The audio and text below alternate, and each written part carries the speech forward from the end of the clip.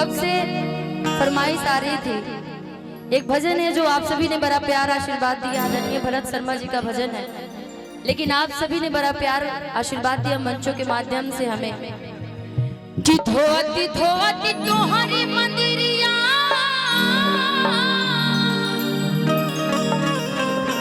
कि हथवा खियले होवहे कितना बोनाही काहे मैया कि दया तोहराइले होवहे ता बोनाही काहे। इतनी प्यारी भजन को ऐसे नहीं म्यूजिक के साथ 1 2 3 4